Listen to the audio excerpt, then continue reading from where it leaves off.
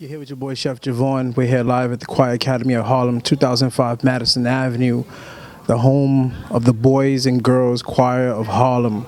Today, as you see in the video clip today, you will see a hearing, a public hearing. You have people from the community come out to show the support. We don't want the Choir Academy of Harlem to close. Save CAH, the home of the Boys and Girls Choir of Harlem, where dreams were risen and carried out throughout the music industry from Japan to Germany, across the world. Today you'll be hearing members of the panel, and you also hear from the community itself. You also hear the choir where CAH is now, and you also hear the Boys and Girls Choir of Harlem Ensemble. Check it out. Lend your ear support of not the closing of the Boys and Girls Choir of Harlem, located on 2005 Madison Avenue.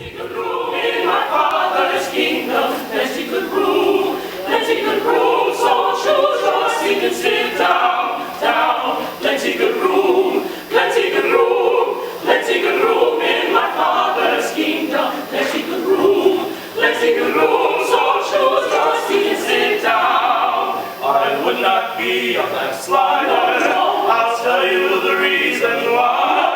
Because if my Lord should call on me, I wouldn't be ready to die. I would not be a liar. I'll tell you the reason why. Because if my Lord should call on me, I wouldn't be ready to die. No, no. Briefly, just very briefly, provide a summary of the proposal for this evening. And then I think we're going to hear from the SLT this evening, so we'll look forward to that and look forward to the CDC will have a few thoughts, and then we'll get to public comment and then to Q&A. There are a few folks here I want to recognize. I believe our principal is here, Dr. Vaughn. Is Dr. Vaughn here?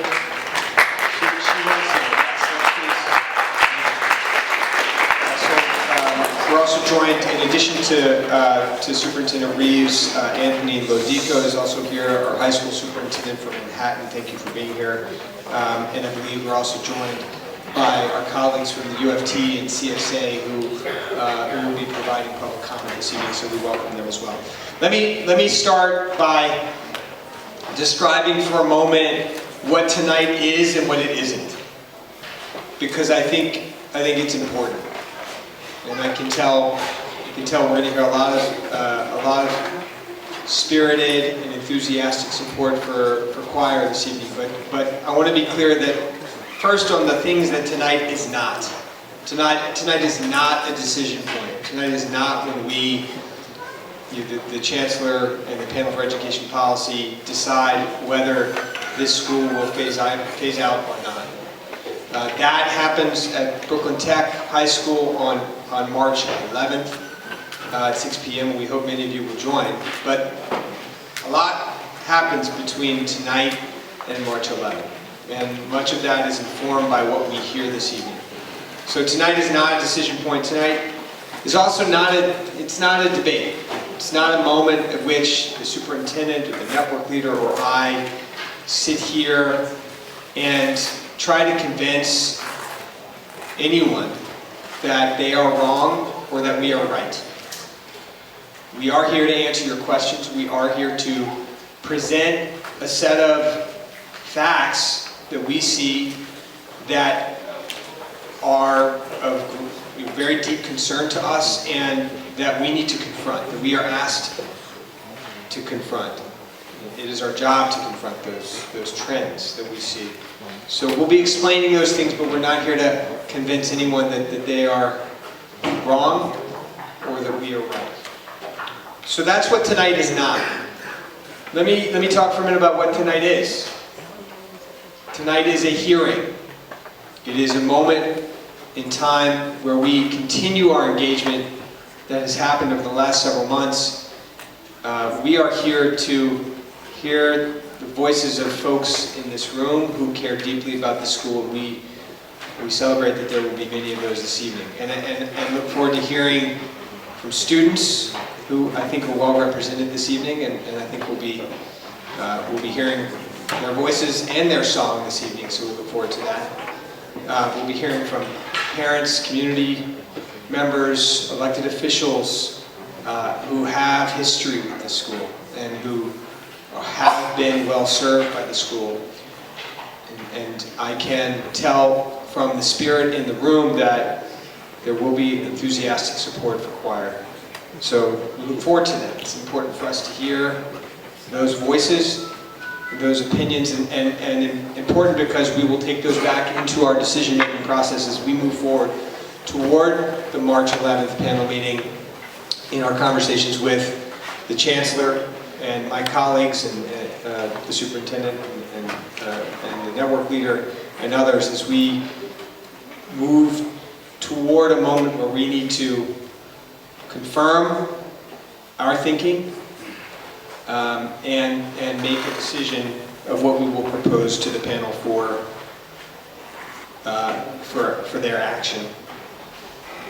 I've mentioned that we have concerns, and it is those concerns about student achievement and school climate trends here at Choir that bring us here.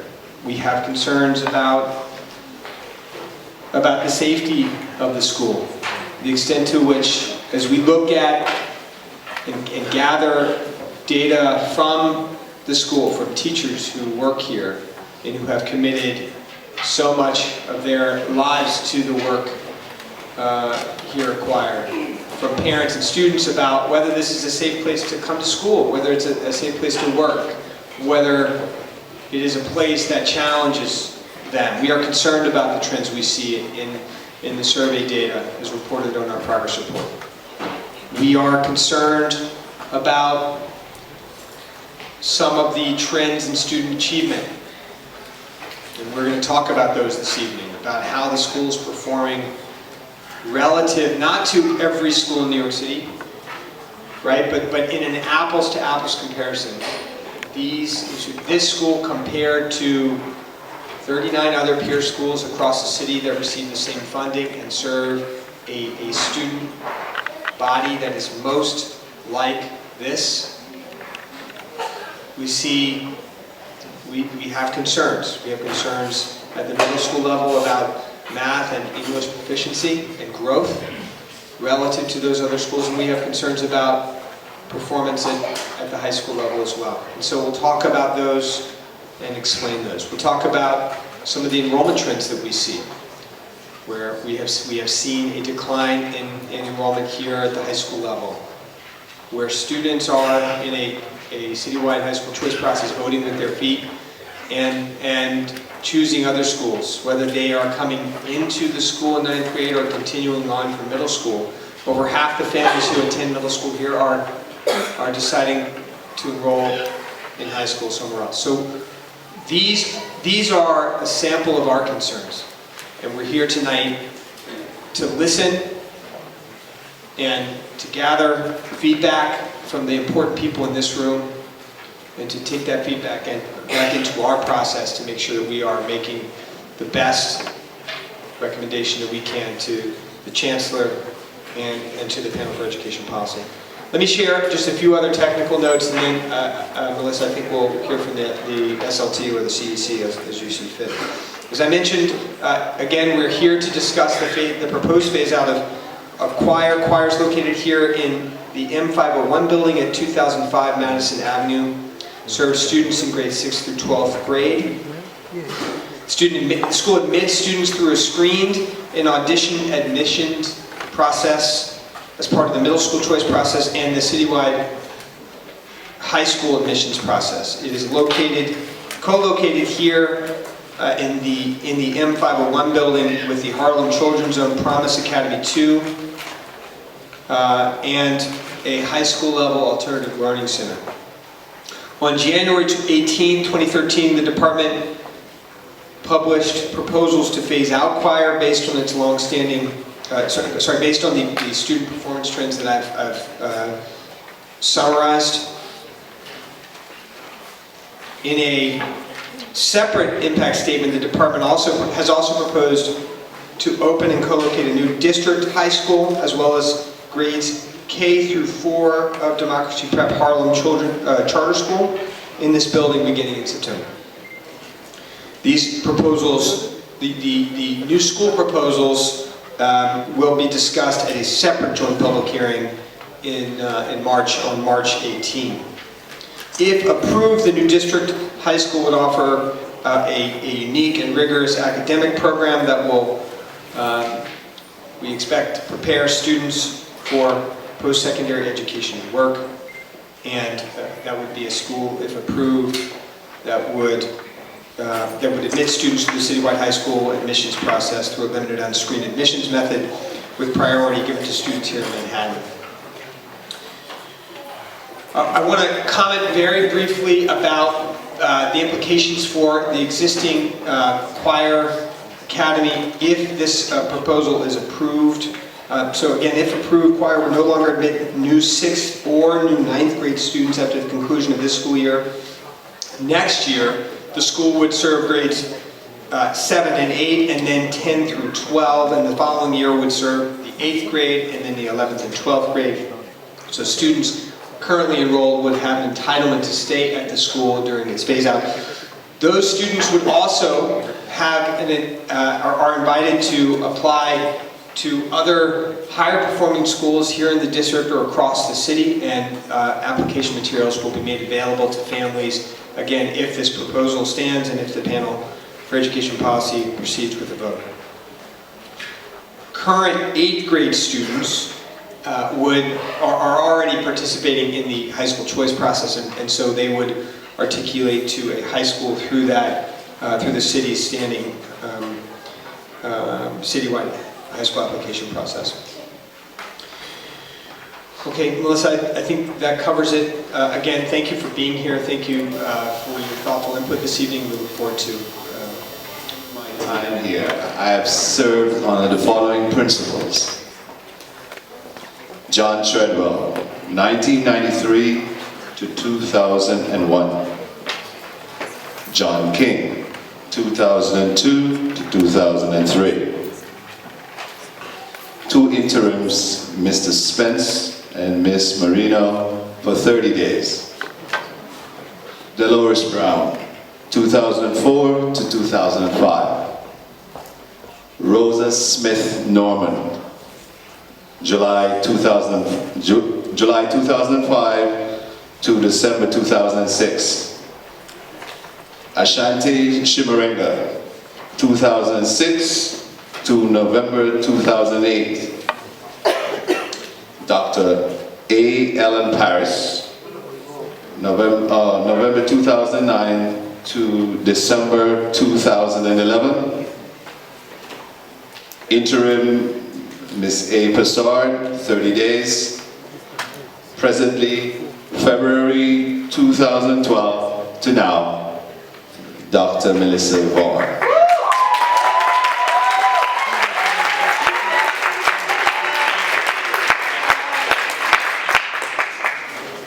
The idea of teaching at a school that focused on singing was quite satisfying to me, because I have quite a fondness for singing. During that time, and to my knowledge of this school and the choir that preceded the start of this school, the students who were part of that choir have done the following.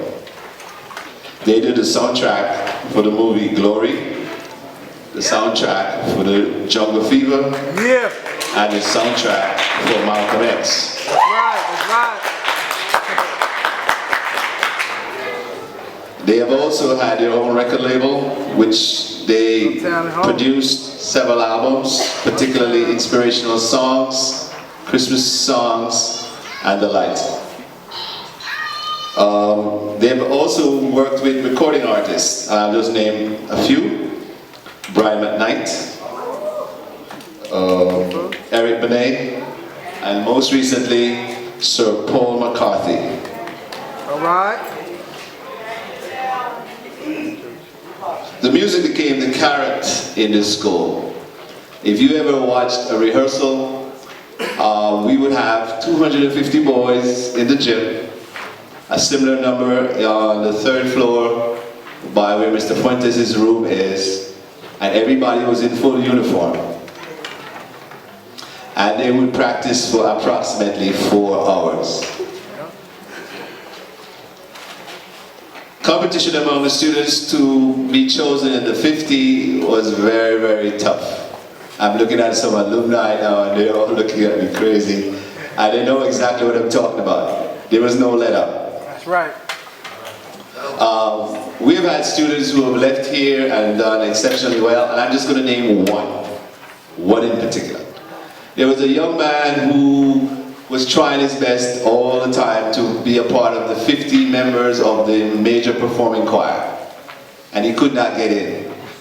And it just so happens that one day, one kid got sick, and he got a chance to replace him. And when he replaced that performer, he stayed on the choir for 2 full years, was able to get a full scholarship to Boston University, and then after that was given a full scholarship to Juilliard. His name was Daniel Billings. All right.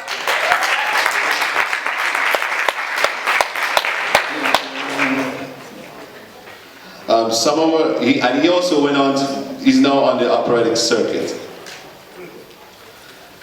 So despite a major turnover of principals, the students were pretty well focused. And that focus continued as long as we had the founding director and leader of the choir, Boys Choir and Girls Choir of Harlem, Inc., Dr. Turnbull. While the children were here performing, they traveled and they performed in different countries, just to name a few: Italy, Canada, Israel, and the last major tour, Turkey. They were great support from the staff for the performing choirs, to the point where when the kids were going on major tours, if the tour was beyond a week, a teacher would accompany them to make sure that all their academics were in place.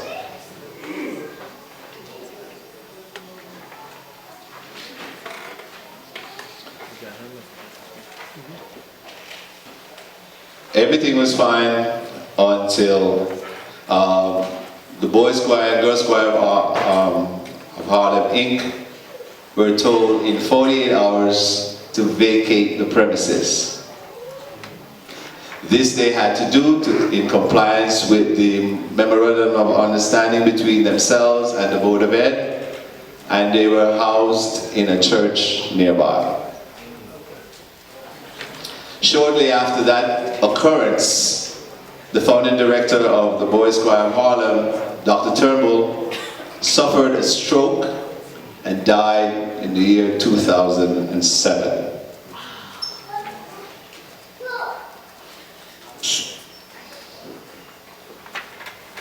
Students who entered choir had to audition.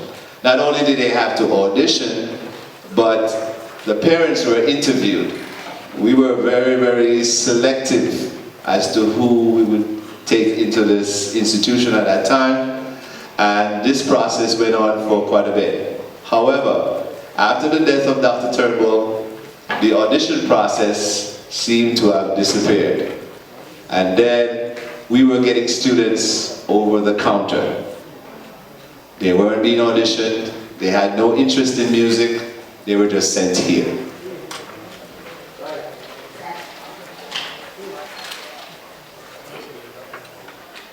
So when the carrot was removed, the dismantling of the academy began. Students were enrolled who had no interest in music, and they really didn't want to be here. And they displayed that by their behavior.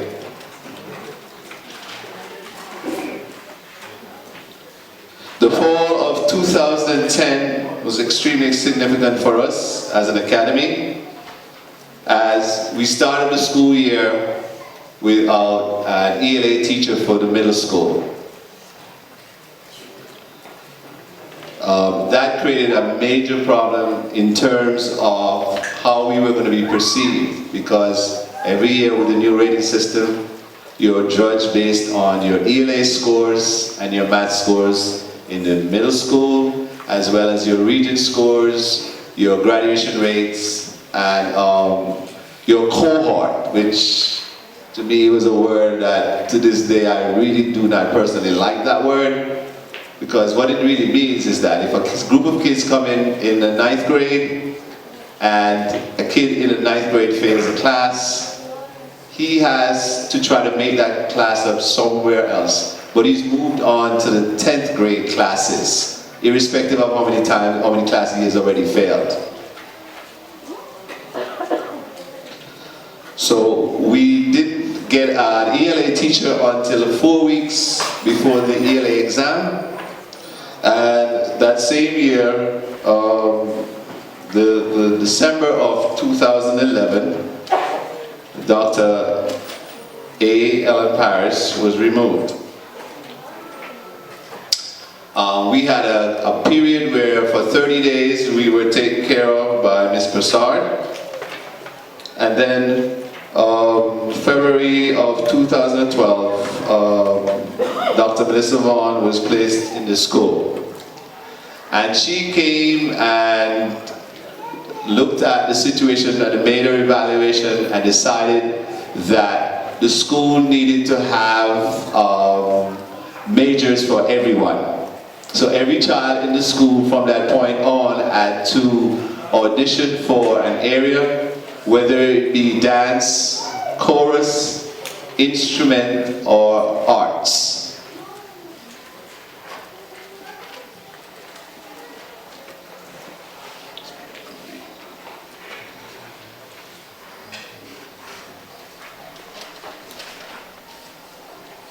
Now, a school in this community provides a certain sense of dignity and pride for this community.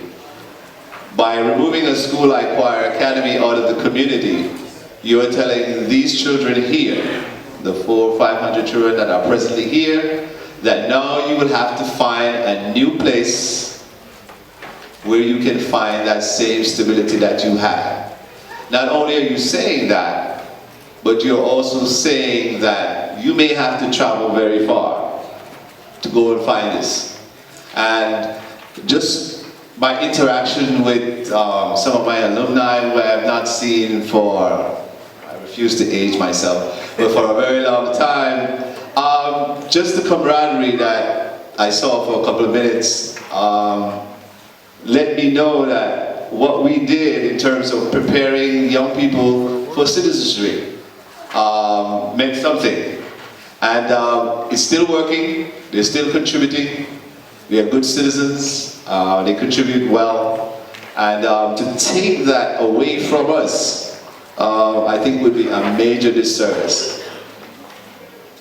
Now, the data that was used to put us in this dilemma can be looked at in several ways. Any great statistician or any good statistician can use data to look at things in varied ways. You can make it do what you want to do with it.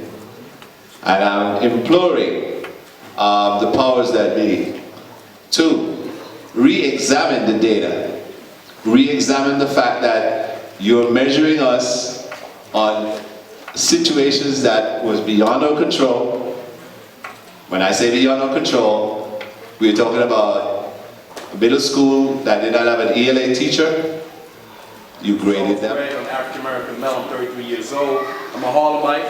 I came to the choir in 1989, graduated in 1998, went to the University of Massachusetts, University of Westminster Business School, got my own business. I'm a proud father,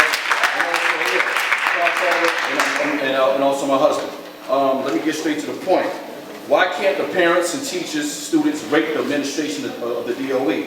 Because personally, I would give you all a D, with the acronym of a D. You know what I'm saying? So another thing is, why did dozens of students from the public school, Brownsville Academy High School, already sue you all?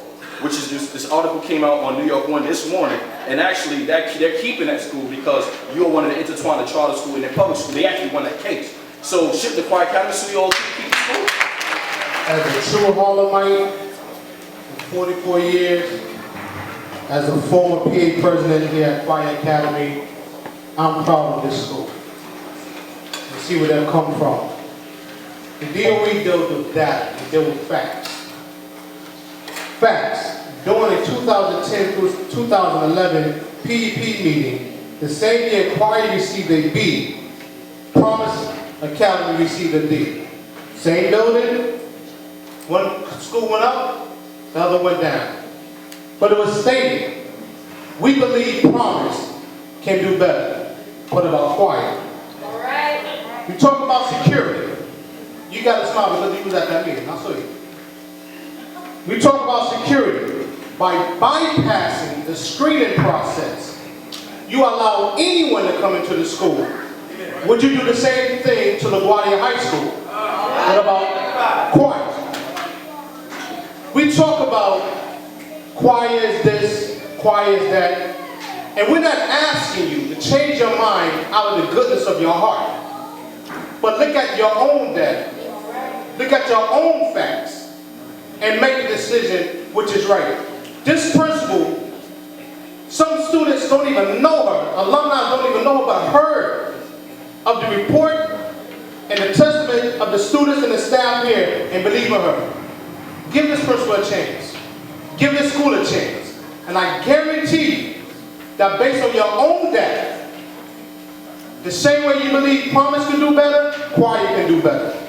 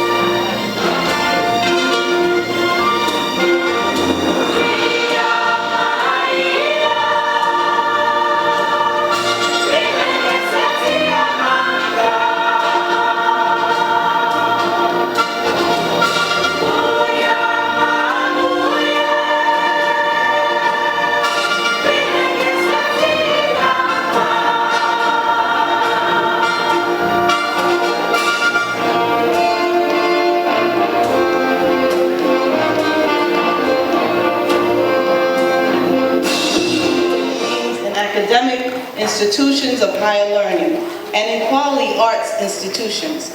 Equally important is the ultimate goal, which is that these students should be employable in the thriving arts economy in New York City. It is critical that the following observations and recommendations be considered and acted upon with all due immediacy. 1, Choir Academy has had 10 principals in 12 years. The constant changing of the leadership of the school has only destabilized the school. If all of the 10 principals were not qualified to run the school, I would recommend that the DOE needs to articulate and disseminate the professional expectations for school leadership. We should create a plan of interventions and professional development to assist teachers in need of help with classroom management and curriculum development. Engage the services of an in-house grant writer for Choir Academy. The need for this service to ensure the school's continued growth and success, which cannot be overcome. Currently the parent coordinator of the Choir Academy of Harlem.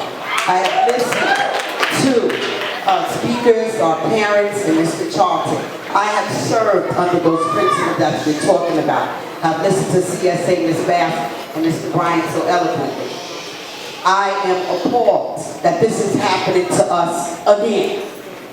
Enough is enough.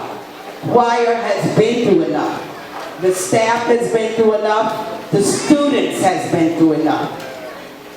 Dr. Bond has came in, has done so many changes for the Choir Academy of Harlem, has lifted the spirit of the staff as well as the students has put academic in place. Who has heard of a lecture hall where students are in this class all day for Regents Prep?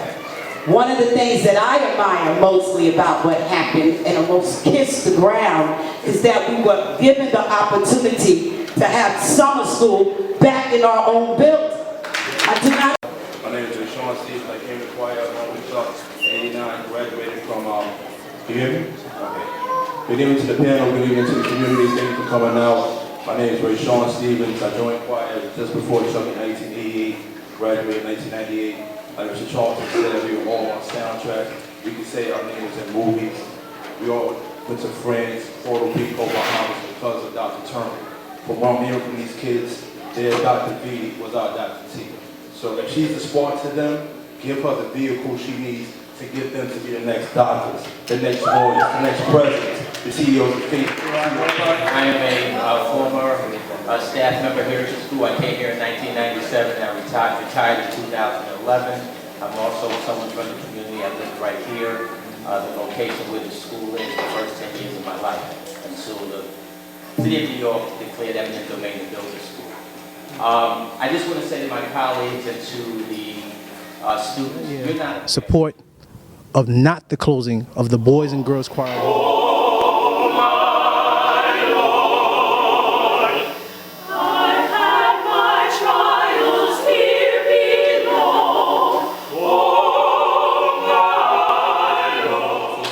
I don't think 2 minutes is going to do much for me. I think I need like 2 hours, but yeah. It's kind of cold in here, and I'm not really good about it, but there's alumni. I see a lot of alumni out here, and they say they traveled the world to Japan and traveled here and there, but I don't get to say that. And there's going to be other students that don't get to say that either. And by you closing down the school or phasing it out or whatever you want to do to the school or having the student come in, but whatever's going to happen, because I don't believe it, I really don't, but whatever you want to do to school, I think you're just going to pressure a lot of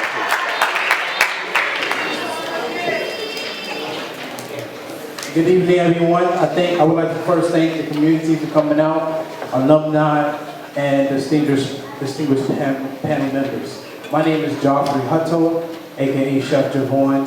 I attended this school from 1996 to 2000, and I do work for press. I'm a co-owner of whatshotandhiphop.com. It's a very wonderful platform. You can visit it yourself. We interview several celebrities, but that's just where I'm at now. Let's start where I came from. When I started in the Boys Choir of Harlem, I thought I could sing. I got in, obviously I had the potential. I thought I could sing, I'll tell you the truth. I'm a tenor.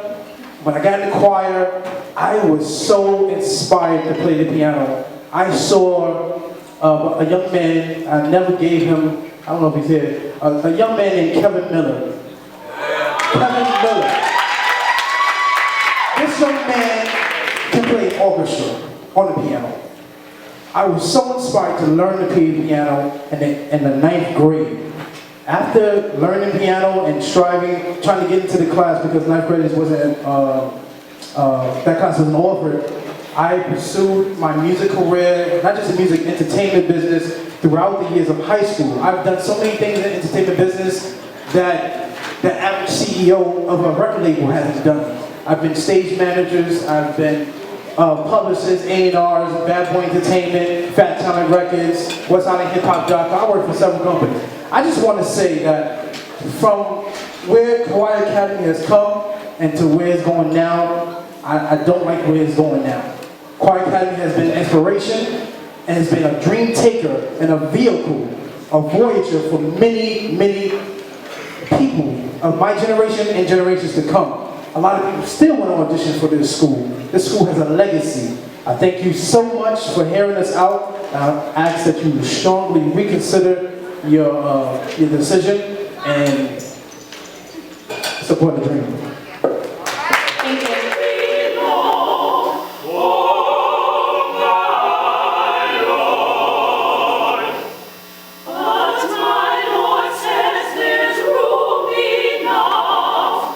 Oh Harlem, where I myself used to be in attendance in high school. But most importantly, we're here to save Choir Academy of Harlem. The Department of Education is trying to close the organization again. So I'm here standing here with Tanisha, and she is now the director over the ensemble Boys and Girls Choir Alumni Choir.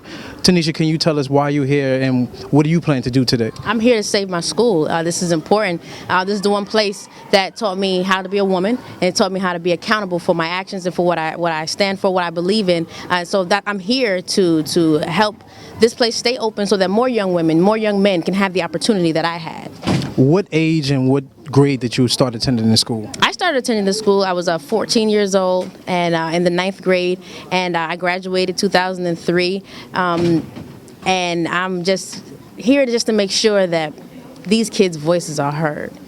Tanisha, a very important question. Please tell our viewers, who is Choir Academy of Harlem? Who is the Boys Choir of Harlem? Who is the Girls Choir of Harlem?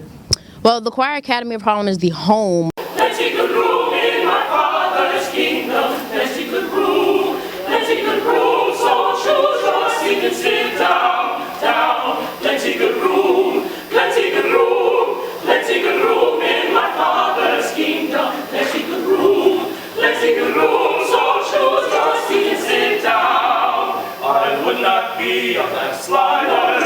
I'll tell you the reason why. 'Cause if my Lord should come on me, I wouldn't be ready to die. I would not be a liar. I'll tell you the reason why.